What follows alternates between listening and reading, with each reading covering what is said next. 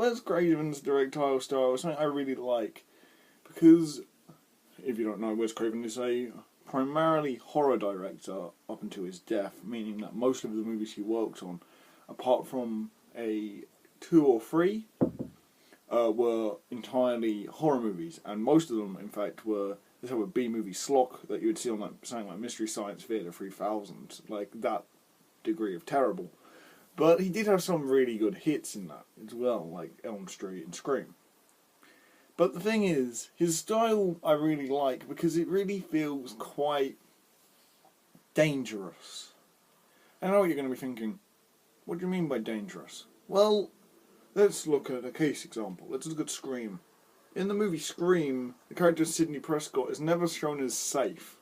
In other horror movies, you would have, let's say for example, Friday the 13th. There we go, that's a good example. You really have moments where nothing happens. You have like kind of fake outs, yeah? You have like, is it a night? Is it Jason coming to kill me? Oh no, it's just a branch on a window. Yeah, you still get that in Scream, but a lot of the movie Scream is a lot of Sidney Prescott being attacked by the Ghostface killer, which really provokes a sense of dread, because the more you see the killer, the more you're like, oh god, is he going to show up? Is he going to do this? Is he going to do that? And I know what you're thinking. You're like, well, Finn, you're saying this, but in Elm Street, the first one, Freddy doesn't show up to the halfway point, and yet, how does that work then? Well, you never feel safe from Freddy either, because the one place that you're meant to feel safe, which is your dreams, are under attack.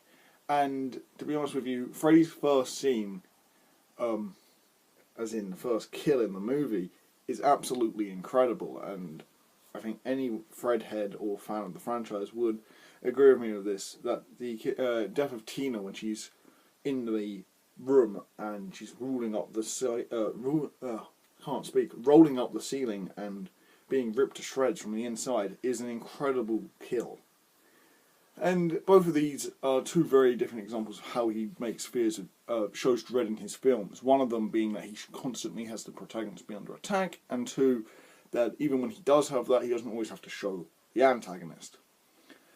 Furthermore, I really like just the way his films are shot. They feel very, they feel very creepy in the way they're shot, and that's partly due to the way they're edited. For example, in Elm Street, like, all the time, that soundtrack is very on edge. It's very much like very synthesized 80s music, like for the whole film. It's not very, it's not like the It soundtrack, which has some really nice tracks and then some really spooky tracks. The whole thing has this kind of feel of dread growing, and then you see Freddy, and it's like, oh god, this is what it's been building up to. It's spooky. All of those effects don't really hold up with the Freddy Krueger stuff. So yeah, that is just some reasons why I really like his style. I feel like the way he uses like music and the way that he doesn't really give his protagonist any rest time are really important things to his directorial style, because like they really give it its own feel. Like another example for the music thing, and this is a bit of licensed music, but it's not a bit of score. In the Scream movies, at least the first 3 Scream movies, I haven't seen the 4th one, there's a constant use of the song Red Right Hand, which is used throughout the whole trilogy, and it's always like in these really kind of shocking moments, like they would realise something and then the song Red Right Hand would be playing. So yeah, I really like the way his movies are edited and shot and stuff like that. Is that good? I think so.